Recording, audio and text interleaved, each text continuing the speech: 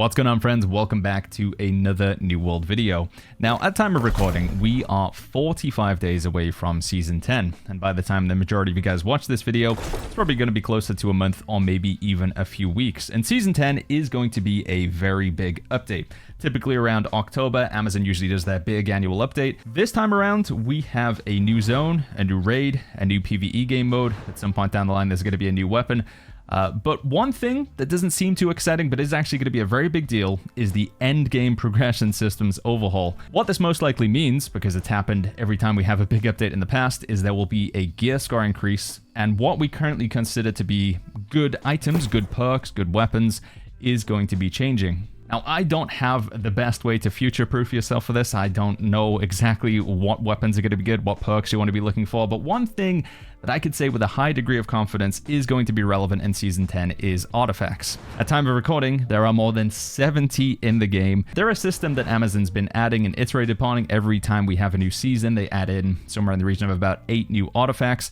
And it would be very surprising for me to Amazon just completely scrap the system and have them all become irrelevant. So with that in mind, with the knowledge that artifacts are very likely going to be something that you'll still want to be using in Season 10 and beyond, I thought what we do in today's video is talk about which ones I think are the best for both PvP and PvE. Some have some crossover, how you can get them, why they're good, and what perk I think you should put on them when it comes to the upgrade system. If you've never seen artifacts before, if you're brand new to New World, or you're returning and you played before the artifact system, we're also going to briefly talk about how they work and the whole artifact system in general. So as always with this video, you'll be able to scrub along to check out which particular artifacts we're going to talk about. If there's any that are interesting to you, you can check out the timestamps down below. But with that being said, let's talk about the best artifacts for New World Season 9 and very likely going into New World Season 10. To kick things off for the video, let's first cover the basics. What are artifacts and how can we acquire them? Artifacts are a special tier or a special category of item where you can only have one per equip slot. So if I put this helmet on here and then I try and put on a chest, it's going to tell me I can't do that because I already have one piece of artifact armor on. The same with the weapon. If I put this rapier on and then we go ahead and try and put this life staff on, it's going to tell me I can't do that because I've got an artifact weapon. It'll be the same with the jewelry. So they are unique, one of, typically because they're very powerful, and if you could have two artifact weapons at the same time, you'd be able to make some really bonkers builds, and it was also kind of eliminate the reason to have any, why would you ever want to craft a weapon or get a drop when you can just have two artifacts? So they do have some limitations.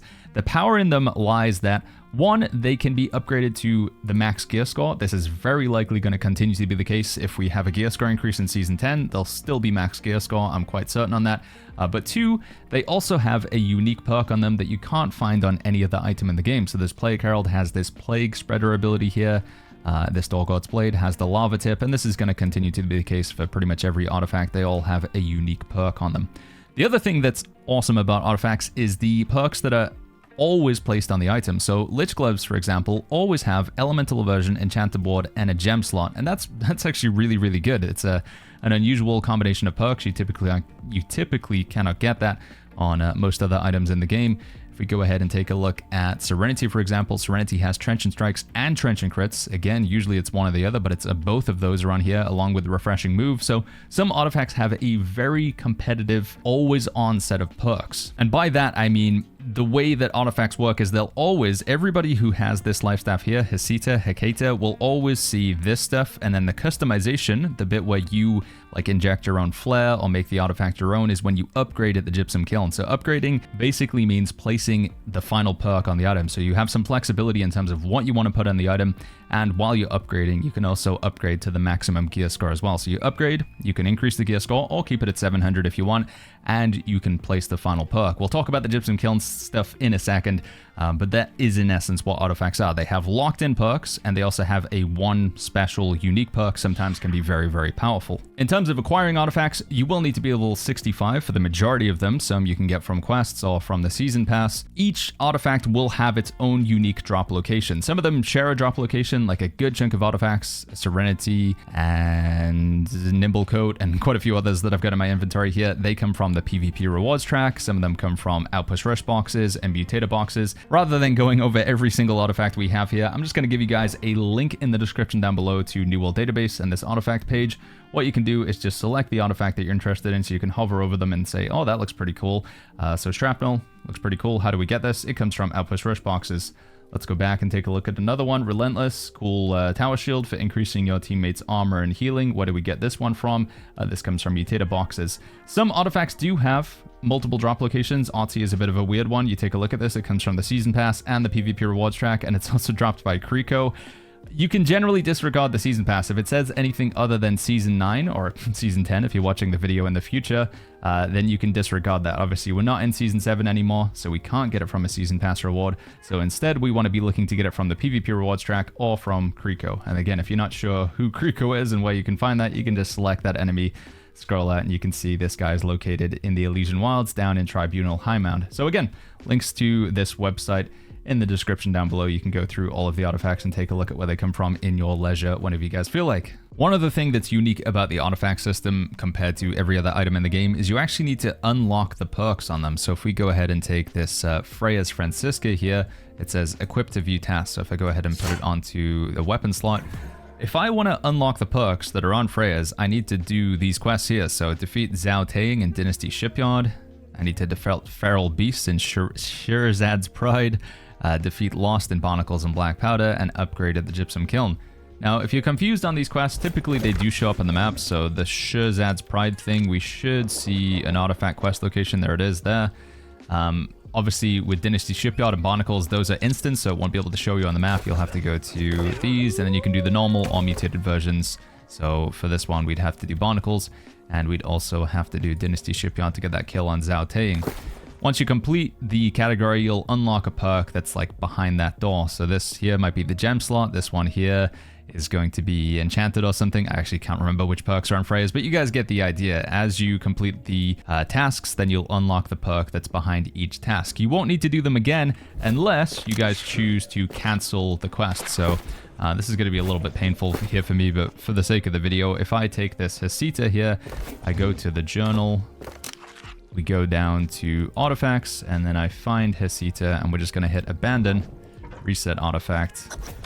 Now I need to do all of those tasks again, so you want to try and avoid doing that if you can, because now I need to go kill 60 enemies in Reekwater and High Priest Azagura and stuff. One thing to be mindful of, and it is a bit of a frustrating system, is you can only have 10 artifact quests at a time. So I've got 10 artifact quests on right now, so if I go ahead and try and do another weapon here, let's see, something that I haven't started. Yeah, here we go. It says too many tasks in progress, abandon an existing one to start another. So you do have to fully complete all the quests and actually to get rid of it from your quest log. So that can be kind of frustrating. And the reason why you might say, well, why wouldn't I finish all of the quest baggins? It's down to that final task there. So if we take one where I'm almost completely finished it. Let's see, do we have anything in here? Yeah, here we go, Aconite. So I've done all the quests apart from upgraded the Gypsum Kiln. And the reason why you might find yourself stuck on this one is, well, it leads into the next section. So let's make sure that we have Aconite in our inventory. If you want to upgrade an item at the Gypsum Kiln, you have to not have it equipped to your character.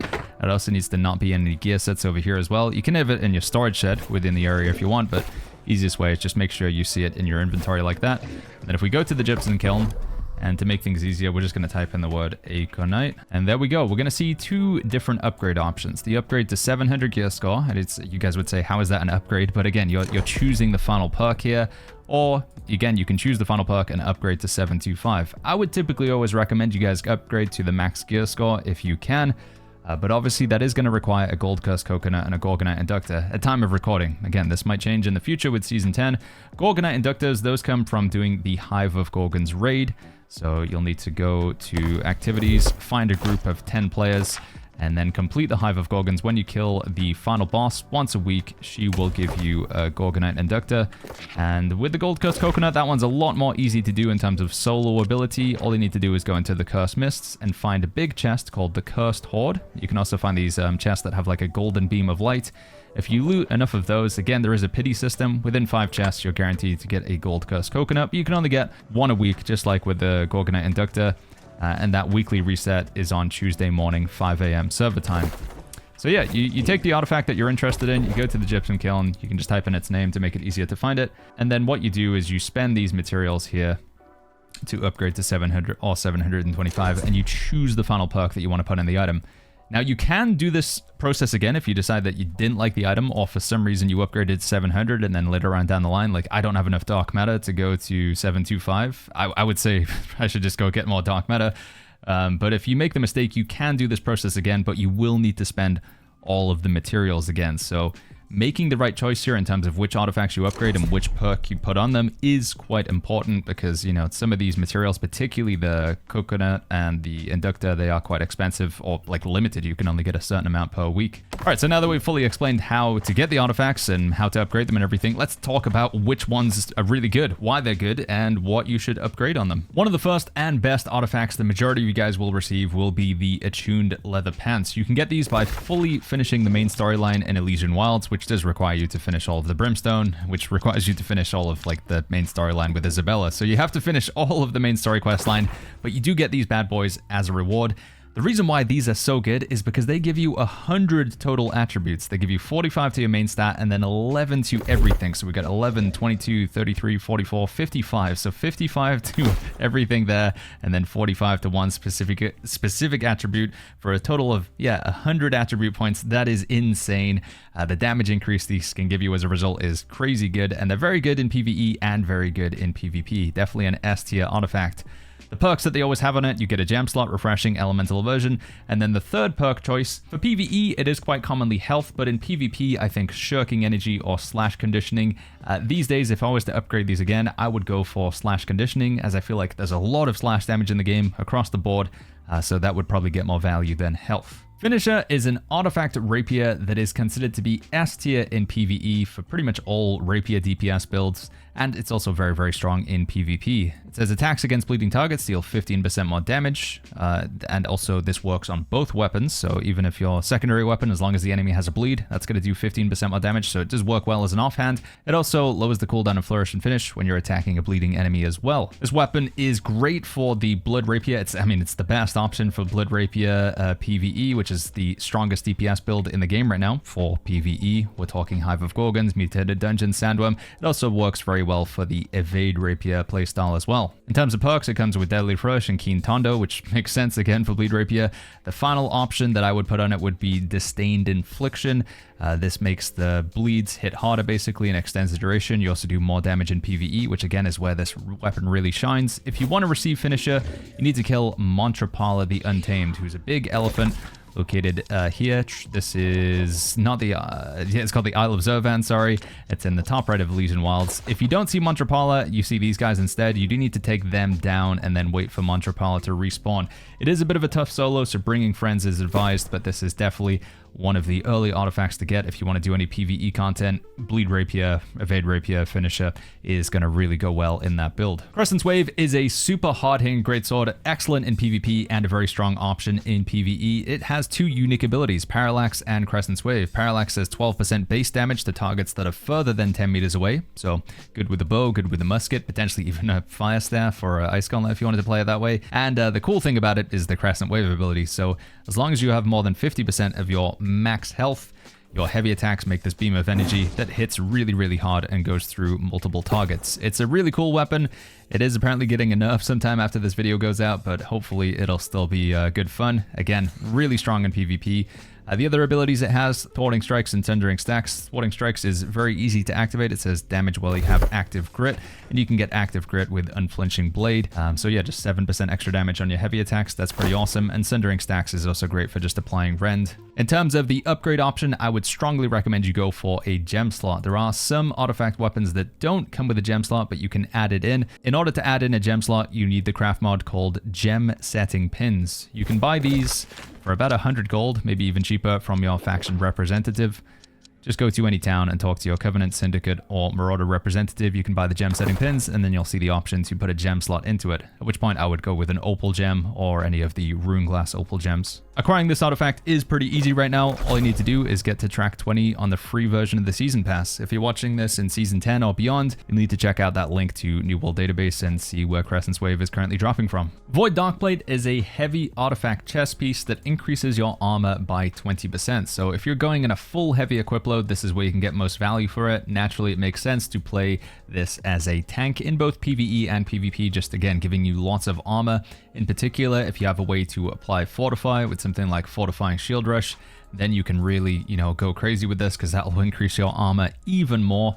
The other perks it has is Enchanted Board and Physical Aversion. In terms of the final perk upgrade, I would not put Refreshing on it. This was a bit of a mistake. It was done before the perk was added into the game, and the perk of choice is Vital Synergy. So I'd recommend taking this perk here and adding it to Void Darkplate as your final upgrade option. Just really good for giving you extra stamina regeneration or incoming healing, two things that a tank really needs. If you want to get Void Darkplate, it sadly only comes from mutated barnacles and black powder, so at time of recording it's actually impossible to get this artifact, but when barnacles and black powder is in the mutation cycle, highly recommend queuing up for that content. You don't need to do it at anything higher than difficulty 1, which is obviously going to be the easiest way to clear it. It can drop from the final boss, and again, it does have that pity system, so if you don't get it, I think on the first 4 attempts, you're guaranteed to get it on the 5th attempt. But yeah, great artifact chest piece for anybody looking to tank in either PvE or PvP. Highly recommend picking up the Void Darkplate. Inferno is an artifact fire staff that gives you the Inner Power perk. It says if your strength attribute is higher, replace base weapon scaling with strength. So this allows you to play this with any other strength weapon or strength scaling weapon. You could play with a greatsword, with a hatchet, with a sword and shield, with a flail, and it would still have some pretty decent damage. But most importantly, it has this second bit here, 15% damage when you hit a target within 15 meters, works on both weapons. 15 meters is a pretty decent range, so we're looking from about here to where that ping is over there. And again, both weapons will do extra damage, so in particular with melee, this just effectively allows you to buff the damage of whatever your main weapon is, and just use this as a secondary for dashing around and occasionally applying some range damage with your fireballs and stuff. Perk-wise, it always comes with Keenly Empowered, Vicious, and a gem slot. Usually the go-to option when it comes to upgrading would be Empowering Fireball. Again, just a pretty safe and solid ability. Deals extra damage and deals even more damage if you hit a target above 50% health. If you want to get Inferno, it comes from Mutated Empyrean Forge, which again, currently not in the cycle, but whenever you see Empyrean Forge in the cycle, queuing up for it, it'll drop from the final boss. And again, you don't need to do it at anything higher than difficulty 1. Difficulty 1. Within 5 attempts, you should receive Inferno. Lifetaker is an artifact Void Gauntlet that allows your ranged attacks to inflict Disintegrate for 8 seconds on both weapons. Disintegrate is normally an ability you can only get with Void Blade. So Disintegrate 5% weapon damage per second, but most importantly, reduces target's armor by 10% and stacks up to 3 times. So 30% rend with just your default ranged attacks on both weapons. Very, very strong in PvP if you want to play bow, you want to play musket, you want to play fire staff, you want to play blunderbuss. Also works sometimes in PvE as well if you're doing like the Sandworm or the final boss of Hive of Gorgons. Bringing this with a bow just for that extra rend is going to be quite nice. Also, one other thing, it does scale off of dexterity. So again, if you're putting all your points into dexterity for a bow build, you can still get some pretty good damage from the Lifetaker, but it's mainly there just to assist and boost the damage of your ranged weapons. In terms of perks, it comes with Keen, Lifestealing, Refreshing Move, and then the third perk of your choice you can choose. You cannot put a gem slot in this one, weirdly enough. Gem slot is not allowed. Usually, I recommend going for Putrefying Scream for a nice disease. Again, we're looking more at PvP here. Or we go for Slowing Tether, which just, again, applies a pretty nice slow when you use the Tether ability on the enemy. In order to receive Lifetaker, you will need to make your way to the Isle of Zurvan. And then you can either take the teleport or jump pad thing here, or you can work your way around the rocks. You want to arrive up here. There's going to be a bunch of spooky monkeys. One of them in particular, his name is Pugnacious Perutu. This guy can drop the Lifetaker.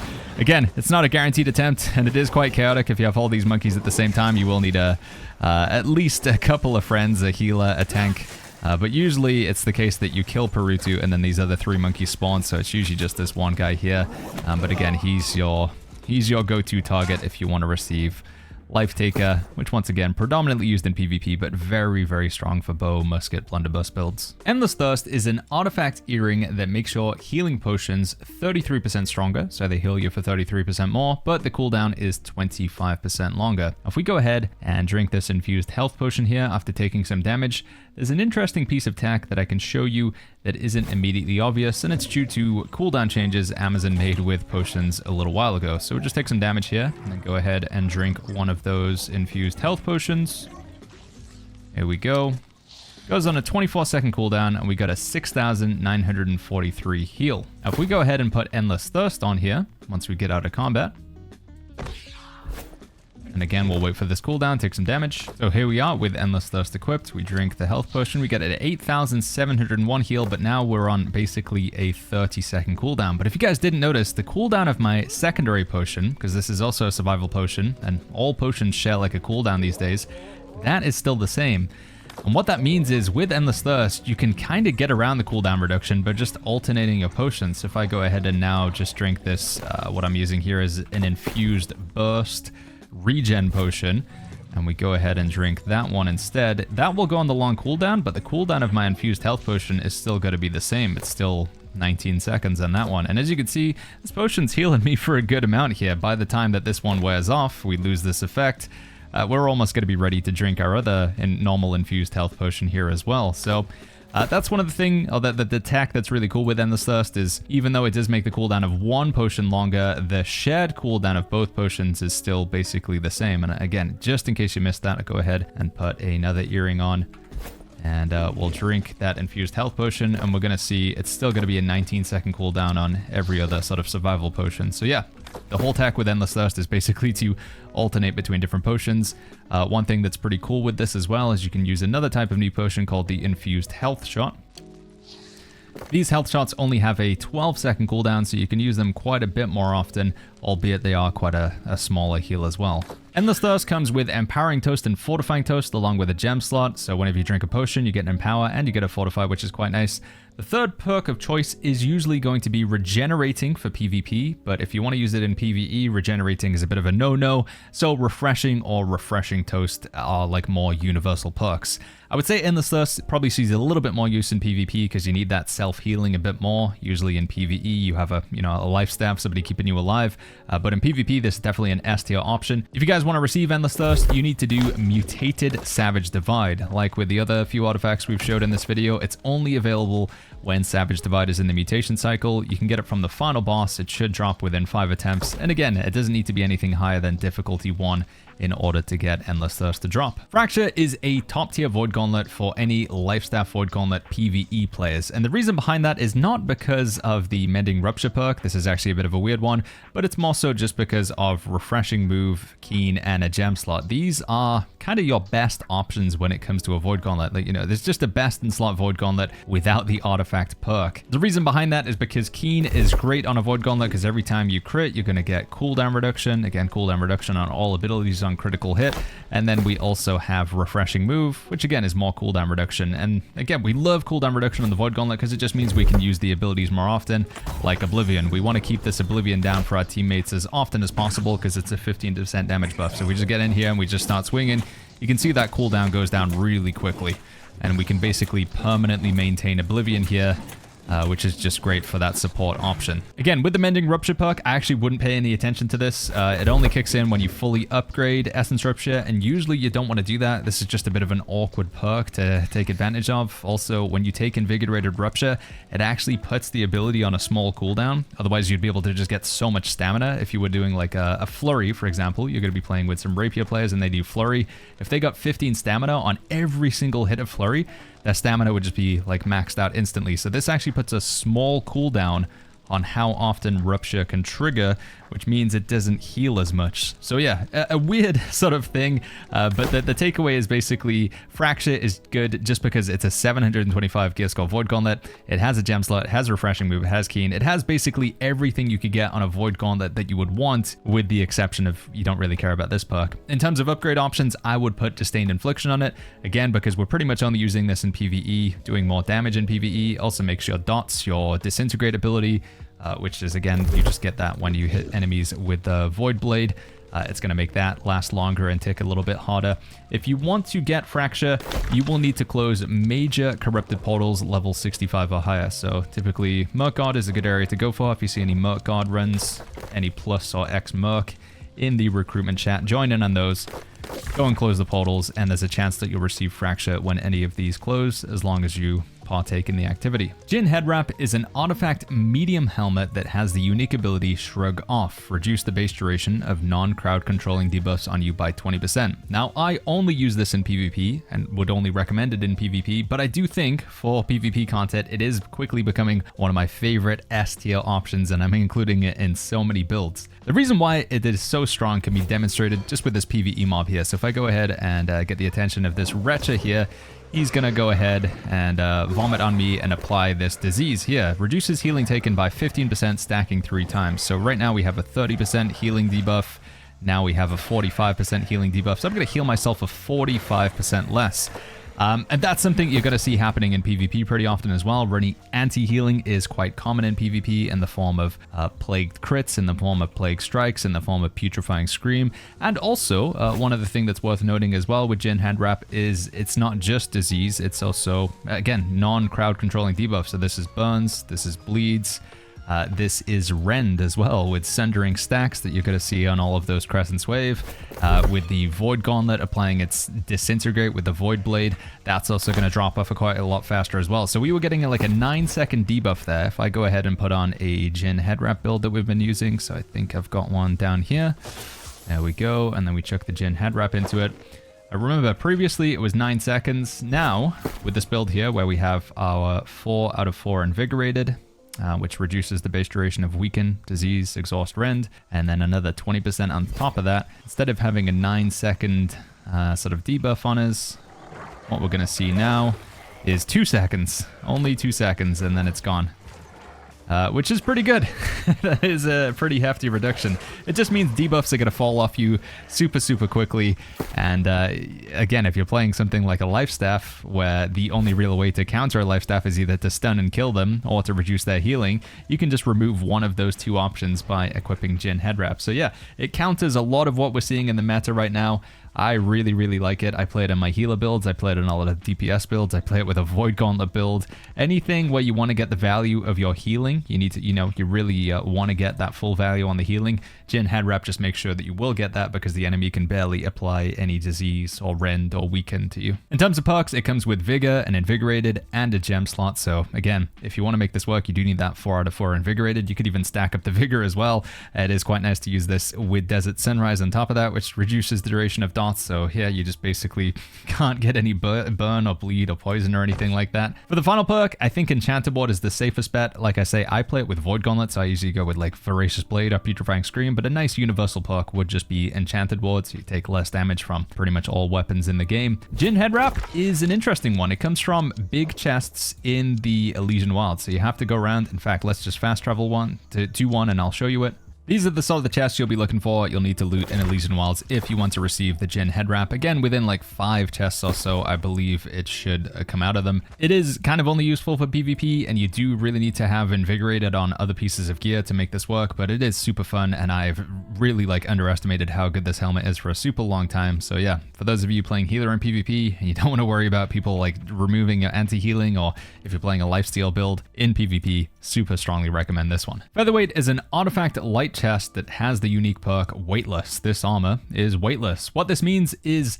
it doesn't weigh anything. When you put it on your character, it is the same as being naked on your chest slot. So right now, I have no chest armor. If I go ahead and put it on, my equip load didn't change at all. The benefit of this is you can be in a light equip load, like I am currently, whilst wearing some heavy armor. So I have a heavy helmet and heavy gloves. You could also change the helmet to the boots, or the gloves to the boots. Basically anything other than your legs and your chest, you need to leave those as light. Well, you need to leave that as featherweight, but light legs, and then you can wear 2 heavy pieces and the other piece light. And the benefit of that is you're just going to get a lot more armor. The difference between heavy gloves and light gloves is a pretty decent increase in armor. This is mainly just for PvP. Having higher armor doesn't really matter that much in PvE. Like generally people just go really low constitution in PvE and just accept that if they get hit once they die and they just gotta press dodge. But in PvP, this can be great if you want to stay in that light equip load, particularly as a healer.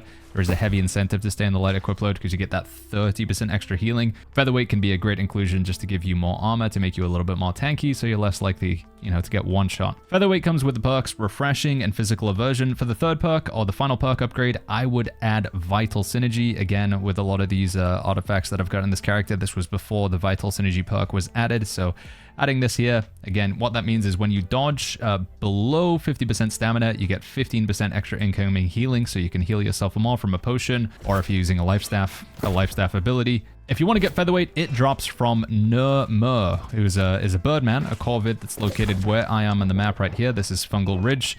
Nur is entirely soloable, but as you can see right now, it's a pretty popular artifact, so we got quite a lot of people that we can try and kill Nur here with. It's not guaranteed to drop on the first attempt, but within 5 attempts, you should receive Featherweight. Once again, this is mainly just for PvP, great in healer builds, and the advantage is that you can wear a couple heavy pieces and still stay in a light equip load. It's also great if you want to play with a round shield, if you want to add a round shield into your build, because shields do weigh quite a lot. You can have a round shield and not be, moving into a medium or heavy equip load. Deep Freeze is an artifact ice gauntlet that allows you to do 15% additional damage to targets that are frozen, rooted, or chilled. Now you can freeze and chill enemies with most ice gauntlet abilities. The way that you would take advantage of this is dropping Ice Storm on them and then hitting them with anything else basically. So you can just use this as like a stat stick in the same way you would use Inferno. Just use it to buff the damage of your main weapon. Or if you want to play a full Ice Gauntlet build, again, it just basically means all of your Ice Gauntlet abilities do 15% extra damage. The other perks that it comes with are Vicious Refreshing Move and a gem slot. When it comes to the final upgrade, I would recommend going for Healing Tomb. Again, this is mainly going to be used for PvP. I think the usage in PvE is not that great. You'd be better off using Inferno or Finisher or some sort of other damage buffing weapon. But Healing Tomb, and Tomb in general, is just a crazy good ability in PvP, removing all debuffs, giving you a Fortify, and then if it gives you a heal on top as well, that's just like, the cherry on top of the cake. If you want to get Deep Freeze, it comes from Mutated Glacial Tarn. Again, it only has to be difficulty 1. It will drop from the first boss, and you should get it within 5 attempts. So once Glacial Tarn is in the cycle, if you're looking to play an Ice Gauntlet build in PvP, highly recommend Deep Freeze. Putting Healing Tomb very strong for any sort of Ice Gauntlet, Void Gauntlet build, Ice Gauntlet Fire Staff, Ice Gauntlet Blunderbuss. Just, again, any build that's using Ice Gauntlet in PvP can take advantage of this. Tumbler Feetwraps are a pair of artifact light boots that are almost exclusively used in PvP, but are widely considered to be S tier in most PvP content. They have the unique perk Shirking Blessing, which successfully dodging an attack gives you a 15% empower and 25% fortify for 5 seconds, and you're also healed for a decent chunk of HP with a 1-second cooldown. So if you're able to dodge fairly frequently, aka you're in any sort of light or medium equip load, and you're doing some damage, you can take advantage of the empower and the fortify. It also has very good synergy with another artifact called Ankh, and also synergy with the Healing Breeze perk on your ring. Because this over here counts as an incoming heal, it triggers Healing Breeze, which then continues to heal you for more. We can just give a demonstration of this. So if we go up and fight this enemy, again, we do say that the main use for it is in PvP, but you can get a little bit of use in PvE as well. If we just take on this Razor Sarius here, and then we're just going to try and dodge one of his attacks in a second. Any moment now we'll get it. Come on, Baggins, you got this. You can dodge. There we go. You can see we've now got that Healing Breeze triggering there, 228, 228, we get a 791 heal. In particular, if you stack this with Shirking Heals, which is a perk that only works in PvP, but there's a Shirking Heals perk, you put that on all of your gear along with this one, you can get some really good self-healing. So again, mainly for PvP. We've also kind of answered the next section that we usually do with these artifacts, which is which perk should we put on it. I would recommend going for Shirking Heals instead of Slash Conditioning, and also like to put Shirking Heals on all of your other gear. But great for self-sustain, can keep you alive in the fight as long as you can dodge fairly frequently. If you want to get the Tumbler Feetwraps, they come from Outpost Rush boxes. So just queuing up for Outpost Rush, getting these Outpost Rush caches, and then opening them up. You should be able to get the Tumbler Feetwraps within 5 or 10 boxes. There are quite a few artifacts that are in these boxes now, so it's not guaranteed you'll get them first time. But again, they're great for that sort of sustain, solo, or even like group viability when it comes to any PvP content in New World Aeternum. Old Crown is an artifact medium helmet that on a first glance looks very similar to the Attuned Leather Pants. This is plus 11 to all attributes, and this is plus 11 to all attributes. Whilst the Attuned Leather Pants does have 45 Magnify versus the 36 here, so we get 9 more attributes from Attuned Leather Pants. The other unique thing about Old Crown is it does have 2 extra gem slots, so we get an Immaculate Onyx and an Immaculate Opal. Now you can't change these gems here, but in my opinion you wouldn't want to. That's because they're slightly stronger than the standard gem with 3% instead of 2.5. This is really, really good, honestly, like just great damage reduction that you get from this item. I think it is actually better than the Attuned Leather Pants. In terms of the final upgrade option, I would go for Enchanted Ward just for more damage reduction. The kicker, and the reason why we'd say, well, why would we ever want to use Attuned Leather Pants when we have Old Crown? The reason behind that is because Old Crown is quite a lot more difficult to get. It comes from the PvP rewards track, and artifacts from the PvP rewards track, for those of you not familiar, they're a bit of a ball ache, shall we say. You have to be above track 50 in order to really consistently see them. The first time you're going to see an artifact is at track 29 on checkpoint 3, and then another chance at 39.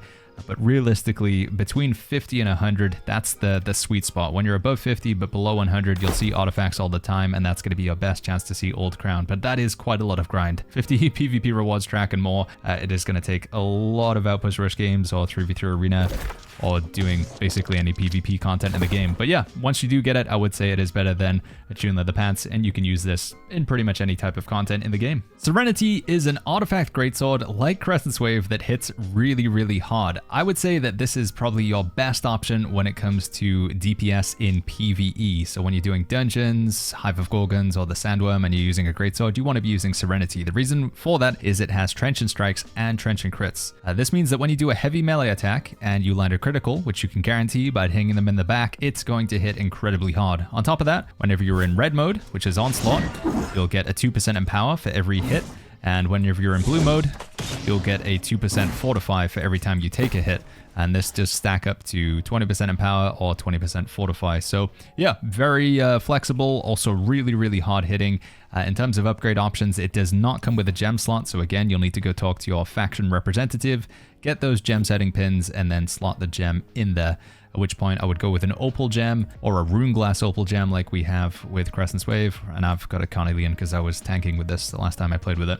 Unfortunately, like the next few artifacts we're going to see in this video, it comes from the PvP rewards track. The sweet spot for artifacts is between 50 and 100. If you want to grind out the PvP rewards track, but you're really not interested in PvP, the best way to do so with minimal PvP is to talk to your Marauder, Covenant, or Syndicate faction representative in Great Cleave, pick up the PvP missions, and then do the tasks. They should be completed in about 5 minutes or less. It's usually just pick up a box, deliver the box, loot some chests, and just generally standing in this area. It'll get you 1050 PvP XP. Again, you can do that every 5 minutes, so you can get more than a track an hour. You can do that in Great Cleave, or you can do it in Shattered Mountain. It's basically the same thing. You will be PvP flagged, but the chances that you'll actually fight another player are relatively slim. But you probably would have more fun and replayability if you did, any of the PvP game modes. Nimble Coat is an artifact chest piece that gives you more cooldown reduction. The max cooldown reduction you can get from refreshing is 4 stacks, so we got 4, 8, 12, 16, but you can get an extra 8% on top of that, so you can get another 2 stacks of refreshing, which goes over the cap, only with Nimble Coat. This is great for any weapons that care about cooldowns, so any weapon that uses a lot of its abilities like Rapier, or Void Gauntlet, or Life Staff, any ability-centric weapon can make good use of Nimble Coat in both PvP and PvE. In terms of upgrade options for Nimble Coat, I would strongly recommend going with Enchanted Ward. Again, just good old damage reduction. It's great in every type of content. If you want to get Nimble Coat, unfortunately, like the artifacts before and after this, it comes from the PvP rewards track. You'll need to be between track 50, 100, then you can see it on checkpoint 3. There is a chance. And again, for leveling at the PvP rewards track quickly, I'd recommend just going to Great Cleave or Shattered Mountain and just running the PvP missions over and over again. Although, again, Outpost Rush, 3v3 Arena, Capture the Flag, those are also quite repeatable, and you'll get a good amount of PvP XP provided you win the game mode. Ankh is an artifact amulet that increases your incoming healing by 25%, provided that healing is not from lifesteal or potions. It does make your outgoing healing 25% weaker, so if you're playing a life staff, you're not going to be able to heal other people as much, but it's kind of like net neutral on yourself. The main purpose of Ankh is in PvP. If you're playing with a pocket healer, if you have a healer in your group, this just allows them to heal you for more, but it also has great synergy with Tumbler Feetwraps and the Shirking Heal setup that we talked about earlier. So if you're playing Tumbler Feetwraps, you have Shirking Heals, you have Healing Breeze. This can just allow you to heal yourself for quite a lot more with Ankh. There's also some tech with Healing Toast. Whenever you drink a mana potion, you gain 3.9% of your base health every second for 4 seconds, which triggers Healing Breeze, which is all amplified by the healing from Ankh. So if we just go ahead and again take some damage here, and then we'll drink a mana potion, and we should see a decent increase in my healing here. So there we go. And then there's the heals. Boom, boom, boom, boom, boom. So yeah, not too bad. The Healing Breeze on top of that as well. It is some pretty crazy healing that you can get with Ankh, but its main purpose is in PvP. Although technically you could use it in PvE as a tank, the main downside of using it in PvE is it's quite common that you'll switch out amulets depending on the fight that you're going into. So for example, the first boss fight of Hive of Gorgons, you take some strike protection, then you'd want to switch over to slash protection for the second boss, and then nature protection for the third boss, whereas you're just going to lock in one perk on Ankh. And that perk that I would lock in, either going to be stamina recovery or slash protection. I think slash protection is very universal in both PvE and PvP, but this is going to be down to preference in terms of what weapons you feel you struggle against. So I just went with slash protection because of all the hatchets and greatswords and sword and shield, and also quite a lot of slash damage in PvE. I think that would be my go-to recommendation for Ankh here. Sadly, like with the last few artifacts and for the end of this video, it is another artifact that comes from the PvP rewards track. So definitely worth grinding out the PvP rewards track, getting between 50 and 100. Get that Serenity, get that Ankh, get that Nimble Coat, get that Old Crown. They're all really, really good artifacts for the specific type of content that used in. And again, if you want to grind out the PvP rewards track without really doing much PvP, you can just go do PvP missions in Great Cleave or Shattered Mountain. It's a 5-minute run, gets you about a 2000 XP every 10 minutes, so it can get you a track or more than a track every hour. That would be my main recommendation if you don't want to engage in any of these activities up here. All right, friends, this is where we're going to be ending the video. Unfortunately, I know there are many, many more artifacts to go along and talk about, and you guys might be thinking, well, what about this artifact, Baggins? I think this artifact's really good, but this was my sort of shortened tier list. I had a bigger list, and then we condensed it down, and then we condensed it down again to the artifacts that I feel like would be most valuable to get for either PvE or PvP or both of them. One thing that I've been working on alongside this video, it's not finished yet, but I will have a link to it in the description down below by the time this video comes out. It'll hopefully be ready to go, is a tier list for all artifacts. So we have the PvP section over here and the PvE. Again, we have every artifact rated for each type of content. So Wit is over here in D tier for PvP, but then we put it in C tier because obviously a little bit better in one type of content than the other. And what you'll be able to do with this is select the item that you're interested in, Crescent's Wave, and you'll open up the link and you'll be able to see which perk I would put on it as well. So there's the gem slot there. You can see it's the one that you hover over, and it's the one with the orange border around it. So I'll put a link to that in the description down below. If you think that's cool and you want to see more like that, make sure you jump into the Discord. In Discord, we have a lot of other resources like our spreadsheet. We have a lot of active members. I think it's like 20,000 people in there now or something crazy. Always talking about New World stuff, questions and answers. I'm in there as well, of course. So yeah, links to the Discord, links to the spreadsheet in the description down below. If you have any further questions, leave them in the comments or jump in on the stream, twitch.tv/BagginsTV. If you found this video useful, friends, make sure you go ahead and click that like button. Subscribe to the channel if you enjoyed the video, and I'll catch you guys all in the next one.